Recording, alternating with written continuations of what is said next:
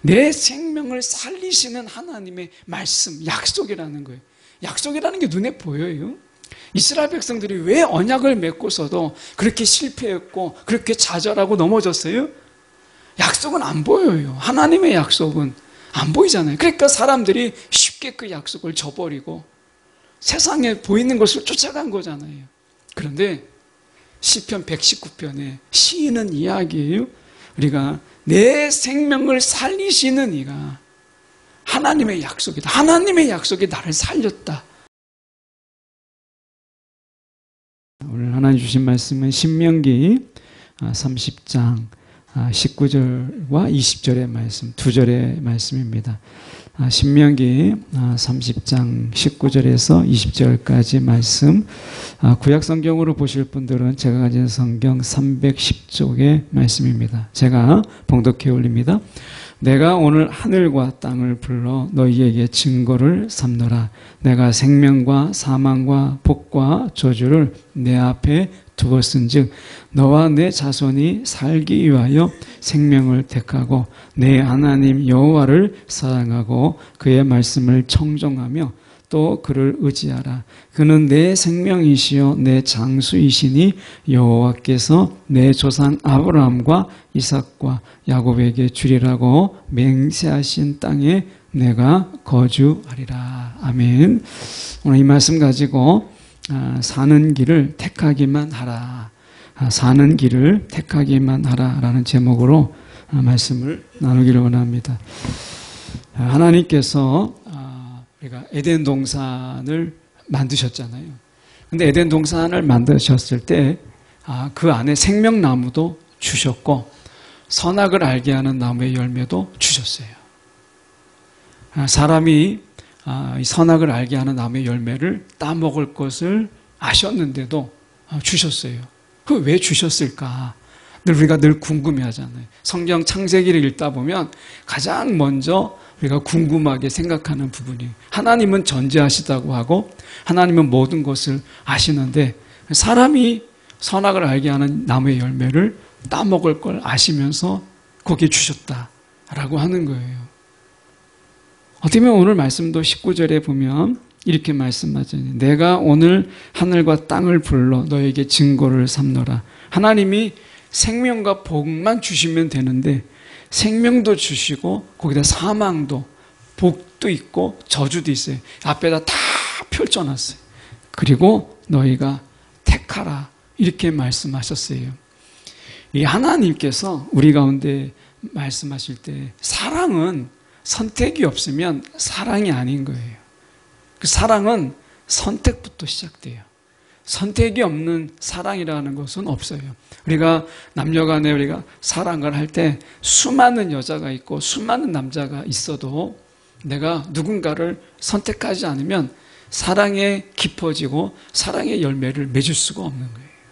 이 사랑은 선택이 반드시 선택에서 시작되는 것이거든요. 성경의 말씀에 골로새서 3장 12절의 말씀에 보면 이런 말씀이 있습니다. 여러분은 하나님의 선택을 받아 그분의 백성이 되었습니다. 그리고 나서 사도 바울은 그 다음에 말을 뭐라고 얘기하냐면 하나님의 사랑을 받는 만큼 이렇게 말씀해요. 하나님의 사랑을 받는 만큼 이렇게 말씀하세요. 이 말씀의 의미가 뭐겠어요? 하나님의 선택이라는 말을 사도 바울이 뒤에서는 뭐라고 이야기하냐면 하나님의 사랑이라고 이야기해요. 그러니까 하나님의 부르심, 하나님의 선택이 하나님의 사랑이에요. 선택이 없는 사랑은 없다라고 말씀하는 거예요. 하나님이 우리를 부르시지 않으면 하나님이 나를 사랑하지 않는 거예요. 하나님이 나를 부르셨다라는 것은 나를 사랑하셨다라는 이야기예요. 신명기 7장 6절에도 말씀해 보면 이렇게 말씀합니다. 하나님께서 여호와 내 하나님의 성민이라 거룩한 백성이라 그러면서 말씀하시기를 지상에 많은 만민들이 있어요. 지상에 많은 사람들이 있지만 너를 자기 기업의 백성으로 택하셨다. 자기 기업의 백성으로 택하심이 없이는 거룩한 백성으로 하나님께서 세우심도 없는 거예요. 그러니까 택하심이 중요한 거예요. 우리가 하나님께서 너도 부르고 나도 부르니까 우리가 하나님의 부르심에 대해서 깊이 우리가 생각하지 못하지만 하나님의 이 부르심이라고 하는 것은 하나님의 사랑이다라고 하는 것이에요. 우리가 고린도전서 1장 27절과 28절의 말씀에도 보면 이렇게 말씀합니다. 세상에 미련한 것들을 택하사, 하나님께서 세상에 미련한 것들을 택하고 세상에 약한 것들을 택하시고 세상에 천한 것들과 멸시받는 것들과 없는 것들을 택하사. 이거를 읽다가 보면 여러분 어떠세요? 좀 빈정이 상해요. 하나님이 내가 미련하다는 이야기인가? 뭐 이런 생각이 들고요. 아니 내가 세상에 약하고 내가 정말 천하고 내게 없다고 하나님이 정말 나를 괄시하나? 뭐 이런 생각이 여러분 들지 않아요? 읽다가 보면 야, 사도 바울이 이 나의 부르심을 세상에 그렇게 기쁨으로 받을 수 있는 것을 미련하고 약하고 천하고 멸시받고 없는 것들을 택하사 이렇게 이야기하면 아마 성경을 처음 보시거나 아니면 우리가 읽다가도 이게 빈정이 상해요. 아니 내가 이렇게 없는 사람이라고 하나님 나를 부르셨다는 건가? 이렇게 되는 거죠. 이 말씀은 그 뜻이 아니에요.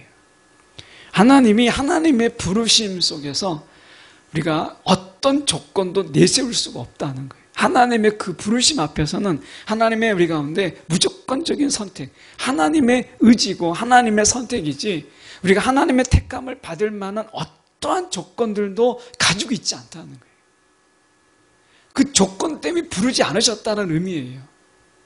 그 조건, 어떤 조건을 보고 우리가 하나님께서 우리를 부르신 것이 아니다 라고 하는 거예요. 오히려 이스라엘 백성들을 만민 중에서 하나님께서 부르신 것은 이스라엘 백성들, 유대인들이 전 세계에 흩어져서 지금 이스라엘이 우리가 이 중동과 전쟁을 하고 있지만 사실은 그 둘러싸여 있는 인구가 1억이거든요. 근데 이스라엘 안에 있는 인구가 520만 밖에 안 돼요. 520만, 1000만도 안 되는 그 인구가 1억에 둘러싸이는 그 아랍 사람들 속에서 버티고 있는 거잖아요. 이슬람 속에서. 그것도 대단한 거죠. 그런데 유대인들이 590만 명이 흩어져 있어요.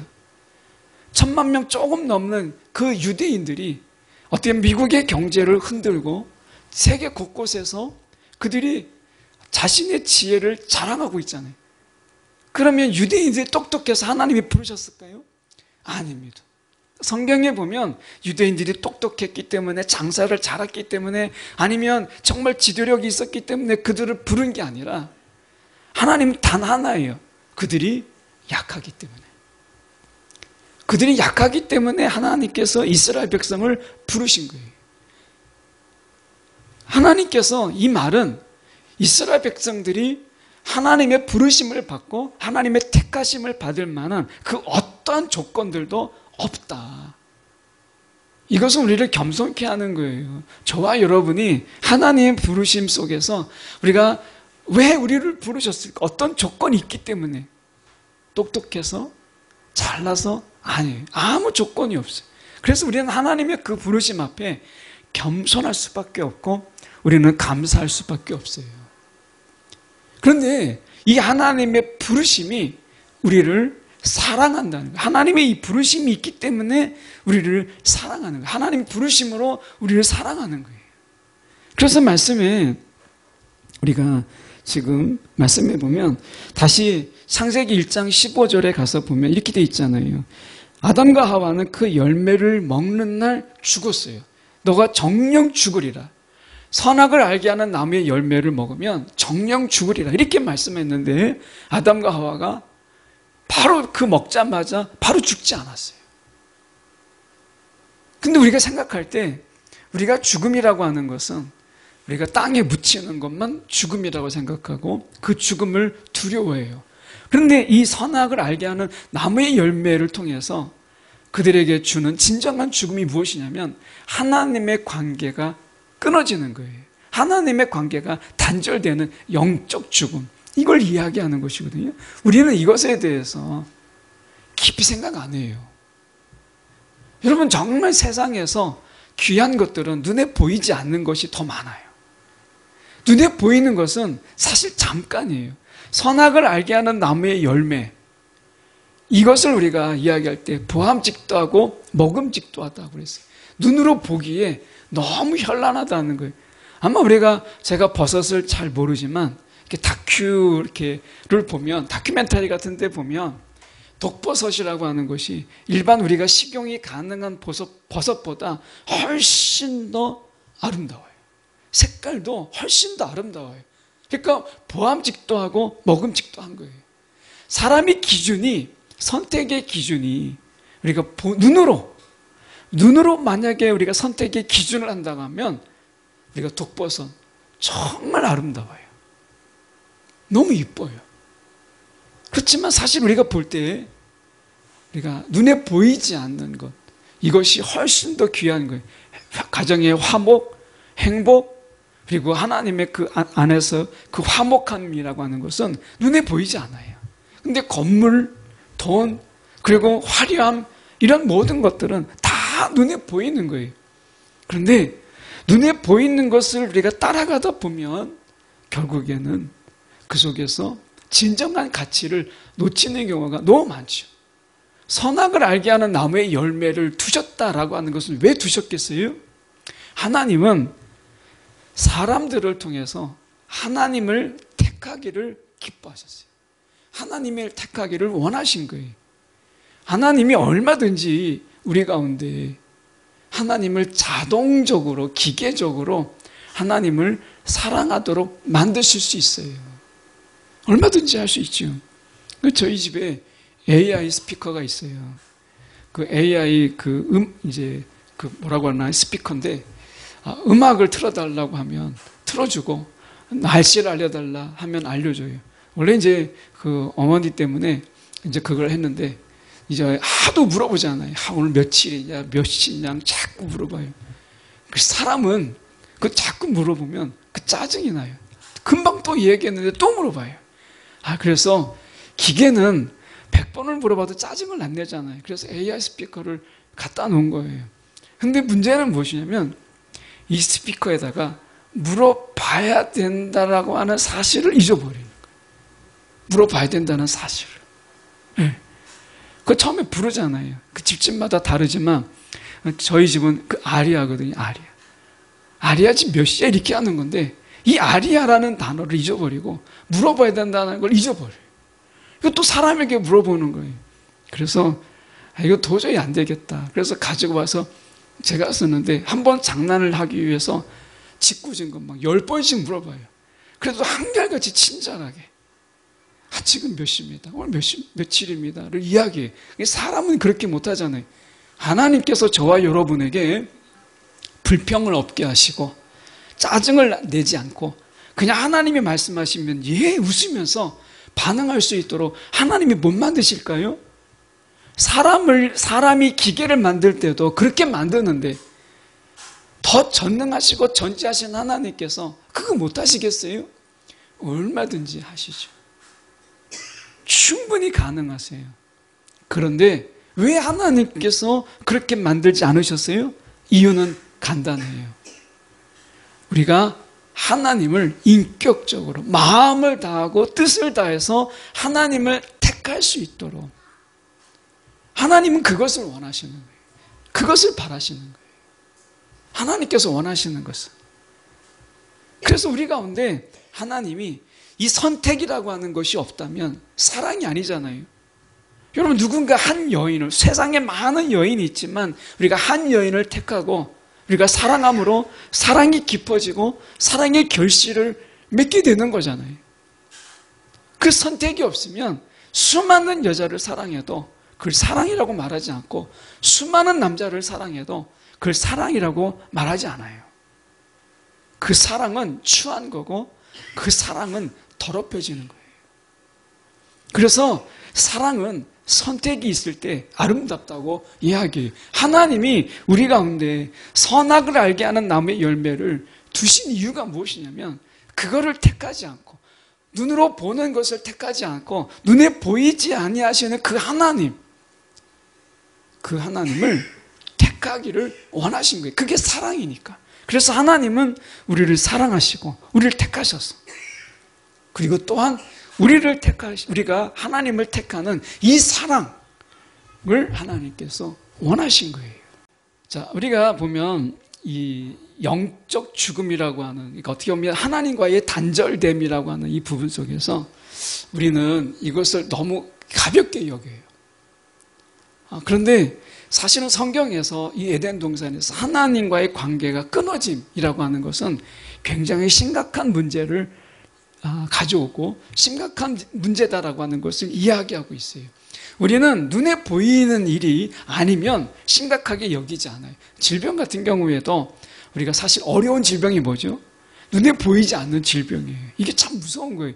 눈에 어디가 다치거나 어디가 부러지거나 하면 기부싸고 그게 붙을 때까지 기다리면 돼요. 그런데 원인을 알 수 없는 병 아니면 보이지 않는 질병이 사실 우리가 살다 보면 훨씬 더 무섭다는 걸 알게 돼요. 하나님과의 관계가 가져오는 그 죽음이라고 하는 것은 창세기에서 굉장히 심각한 우리가 죄악으로 여기고 있어요. 죽음이에요. 그래서 말씀에 이렇게 말씀하는 거예요. 야고보서 우리가 1장 15절에 보면 죄의 사망, 이 죄는 사망의 어미다 라고 이야기하거든요. 그러니까 우리가 죄를 지면 하나님과의 관계가 끊어진다 라고 하는 이 위기, 이것 때문에 우리는 하나님 앞에 회개하는 것을 주저하지 않는 거예요. 하나님의 관계가 끊어짐이 죽음이다 라고 하는 것, 이게 저주라는 거예요. 성경에선 그게 얼마나 심각한지 그걸 사망이라고 얘기하고 그것을 저주라고 이야기하는 거예요. 말씀에 우리가 보면 우리가 이 하나님께서 19절에 다시 가서 보시죠. 이렇게 말씀하세요. 내가 오늘 하늘과 땅을 불러 너에게 증거를 삼노라. 내가 생명과 그리고 사망을 비교하죠. 생명과 사망 그리고 복과 저주를 이야기하세요. 아마 여러분이 신명기서를 이렇게 읽다 보면 이 저주라고 하는 것이 얼마나 무서운가를 이야기해요. 이 저주를 앞에서 설명을 했어요. 어떻게 설명을 했느냐, 이 저주라는 것을 어떤 식으로 설명했느냐. 예루살렘 성이 함락당해요. 예루살렘 성이. 그 함락당하는 예루살렘 성에서 먹을 게 없어요. 그럴 때 갓 태어난 아이, 이 갓 태어난 아이를 부모가 먹는 거예요. 저주가 어디까지 갈 수 있는지를 보여주는 그 성경으로 신명기에서 이야기해요. 저주의 끝이 내가 정말 내 생명보다 더 귀하게 여기는 그 자녀, 내가 전혀 자녀만큼은 내가 사랑할 수 있다. 인간의 가장 우리가 악한 사람이라도 자녀를 사랑하는 것은 알잖아요. 그런데 이 저주가 어디까지 가느냐? 결국에는 그 자녀를 너무 먹을 게 없으니까 그 예루살렘 성을 막 둘러쌀 때 인간이 오는 비참함을 이야기할 때 어디까지 가요? 자녀를 먹는 데까지. 김문 작가의 남한산성에 보면 이제 성을 둘러싸죠. 남한산성을 둘러싸고 마지막 최악의 발악을 하게 되면 많은 피해가 있으니까 그 성을 둘러싸요. 때는 겨울이에요. 먹을 게 너무 없어요. 그때 작가의 상상력으로 이야기하잖아요. 그 비참함을 남한산성이라는 책에서. 여러분, 우리가 인간이 정말 내 생명보다 귀하다라고 하는 그것조차도 내가 내 배고픔을 채우기 위해서 먹는 것, 이게 저주의 끝이에요. 이게 저주예요. 저주라고 하는 것, 그것은 무엇이에요? 사랑이 없는 거예요. 오직 나의 생존, 이것만 있는 거예요. 이게 저주예요. 여러분, 하나님의 관계가 끊어진다라고 하는 게 얼마나 무서운가라고 하는 것을 말씀하고 있어요. 그런데 우리가 19절에 하반절에 보면 너와 내 자손이 살기 위하여 생명을 택하라. 살기 위하여. 여기에 사는 길이 있다. 근데 뭐라고 말씀하시면 택하라 이렇게 말씀하세요. 자, 이 택하라는 부분을 저희가 좀 더 좀 남겨뒀다가 저희가 이 부분을 다시 돌아와서 볼 텐데 20절 먼저 잠깐 저희가 보려고 합니다. 20절을 보면 내 하나님 여호와를 사랑하고 그리고 그의 말씀을 청종하고 의지하라. 그 다음에 중요한 게 뭐냐면 그는 내 생명이요. 그는 내 생명이요. 이렇게 말씀하십니다. 이 해석은 두 가지가 가능해요. 그는 내 생명. 하나님이 우리의 생명이다 라는 말도 되고요. 저는 두 번째 해석을 더 좋아해요. 하나님이 우리의 생명이다. 맞는 말이고요. 그 다음에 해석이 뭐냐면 하나님을 사랑함이 우리의 생명이다. 이렇게 번역이 가능한 두 개 번역이 되는 구절입니다.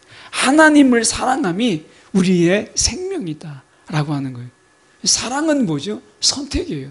하나님을 택하는 게 내가 사는 길이에요. 사는 길. 제가 앞에 이 주보 앞쪽에다가 글을 썼지만 여기 앞에 근처에 미용실이 하나 있어요.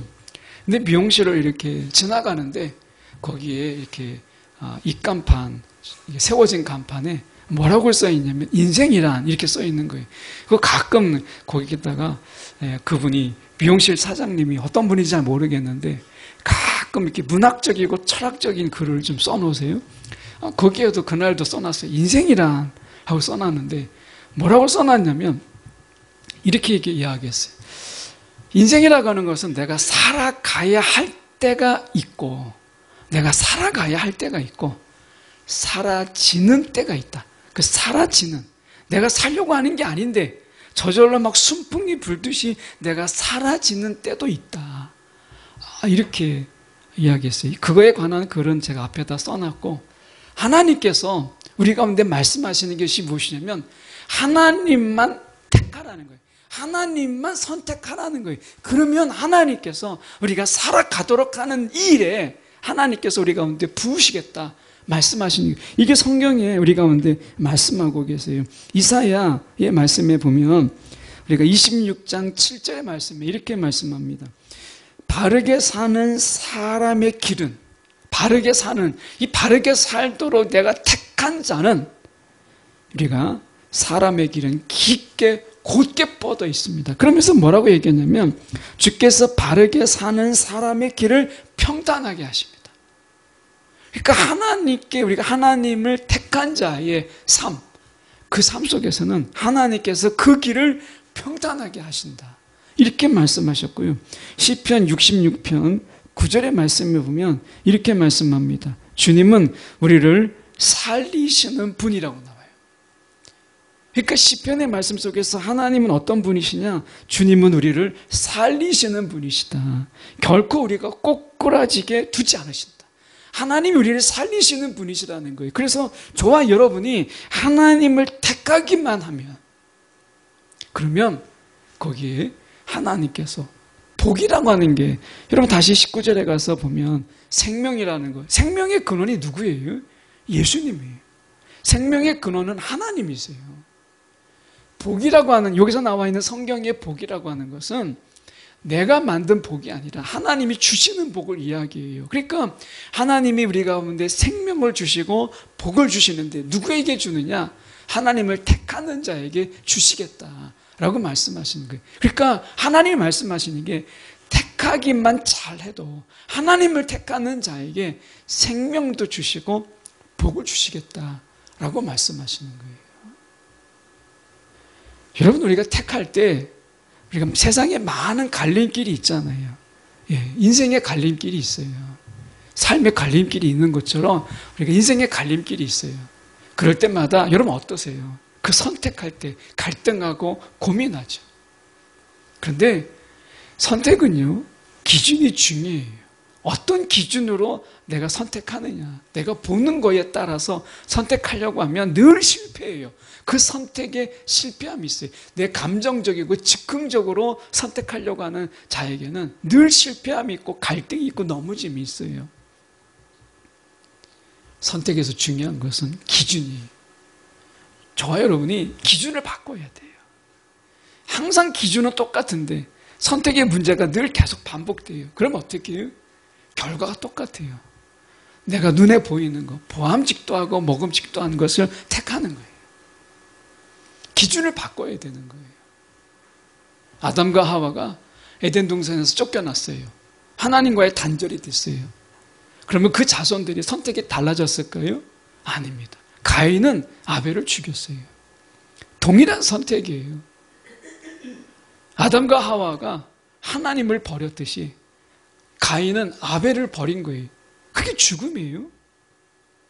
우리가 선택의 기준이 똑같은 상황에서 다른 선택을 하려고 하는 이 마음 자체가 우리 가운데 모순이에요. 나는 선택의 기준은 항상 똑같아요.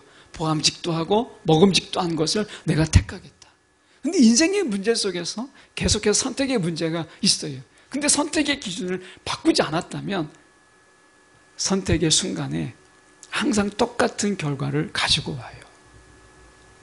에덴 동산은 우리가 들어갈 수 없지만 지금 에덴 동산과 똑같은 갈림길이 저와 여러분 가운데 있어요. 생명이냐 사망이냐, 복으로 살 거냐 저주로 살 거냐, 이 기준이 우리 가운데 있어요. 하나님이 말씀하신 이 모든 것이 우리 앞에 있다.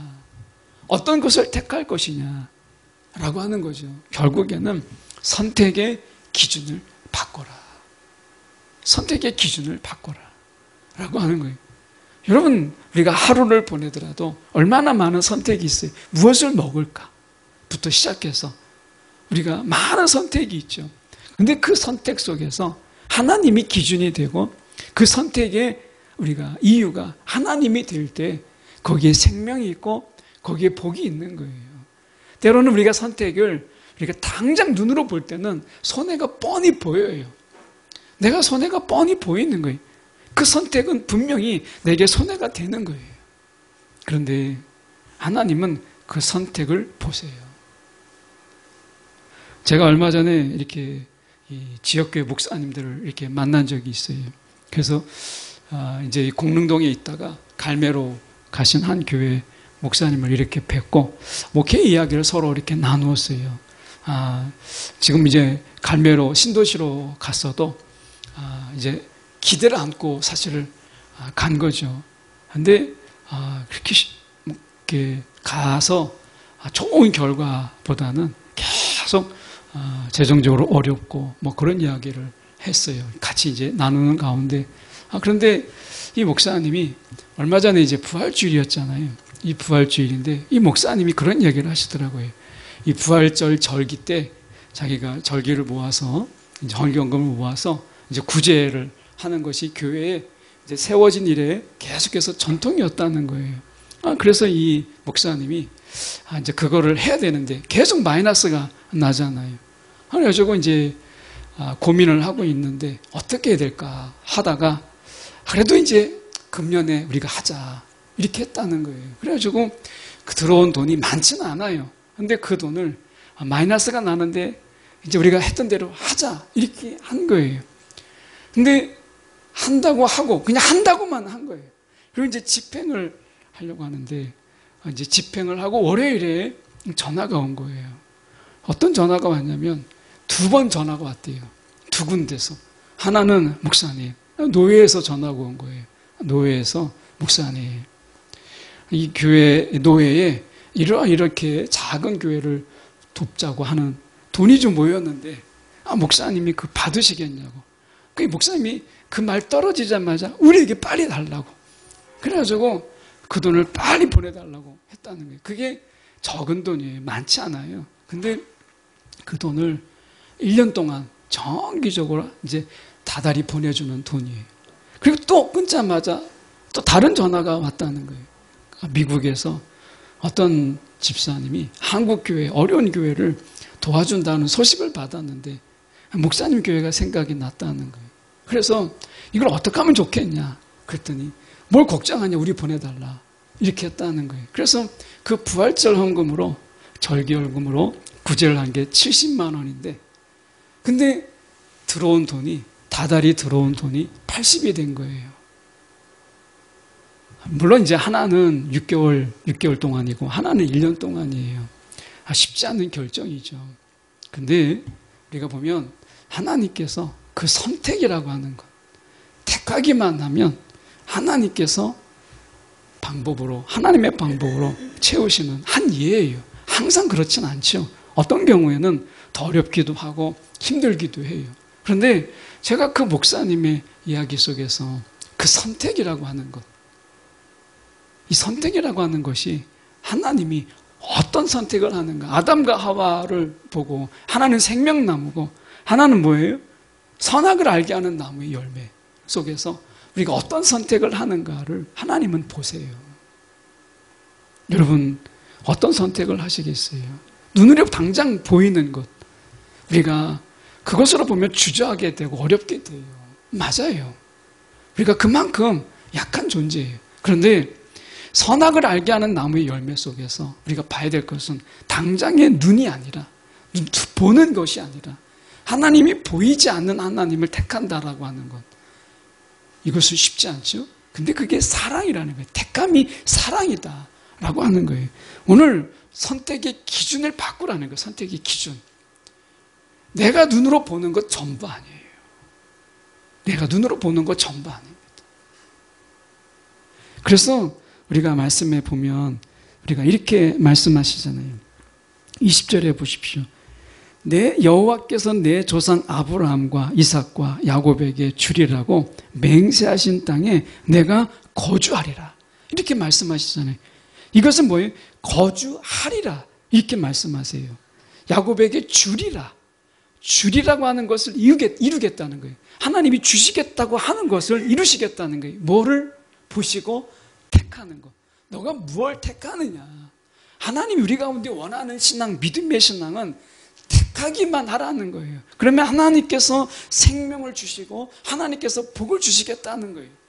하나님은 말씀하시기를 우리 가운데 말씀하시는 것은 너희가 사는 길을 택하기만 해라. 택하는 것. 뭘 택할 것인가? 이걸 보신다는 거예요. 믿음은 선택이에요. 선택이 없는 믿음은 없고요. 사랑이 없는 선택도 없어요. 여러분, 우리가 하나님께서 우리 가운데 말씀하시는 거예요.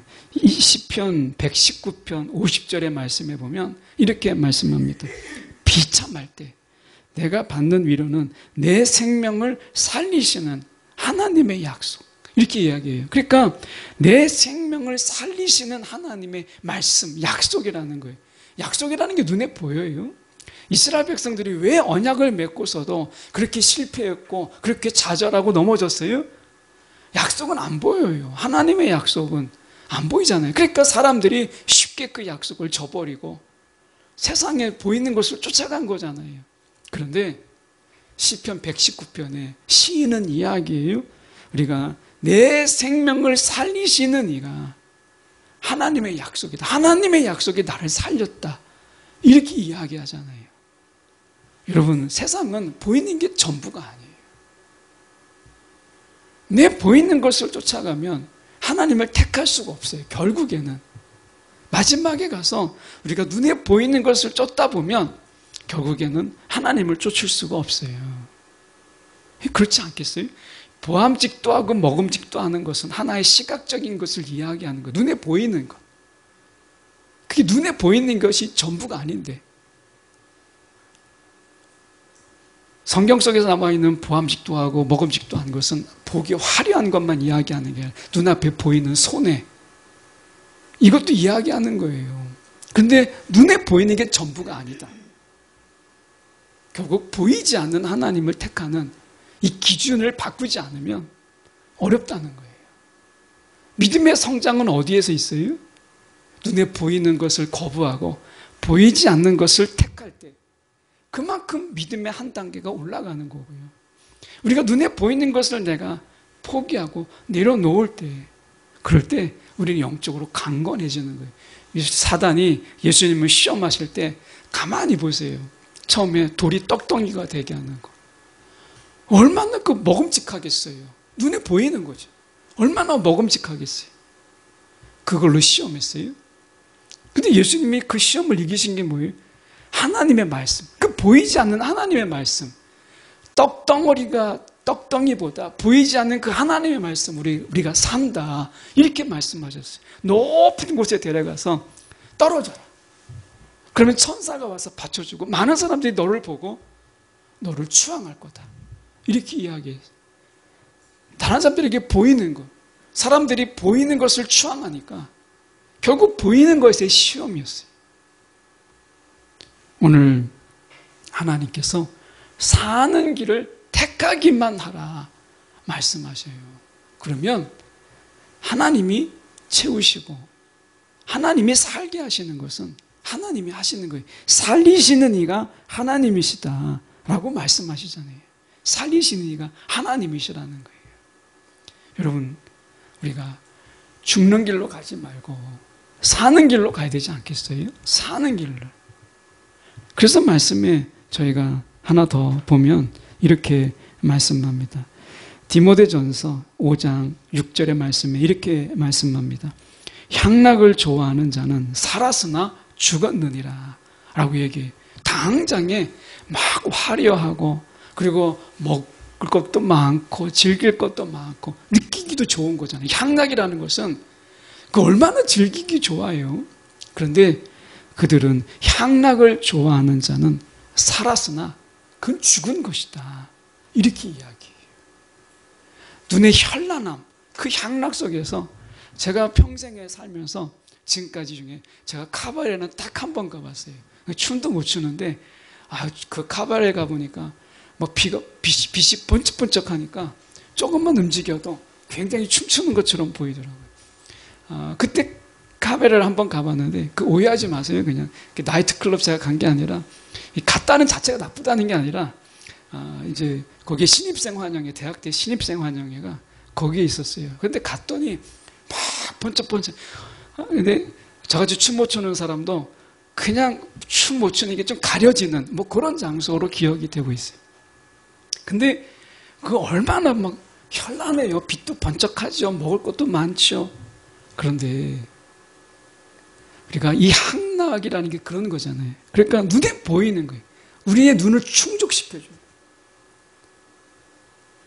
근데 그것을 좋아하는 자는 살아있다고 하지만 죽은 자다라고 말씀하세요.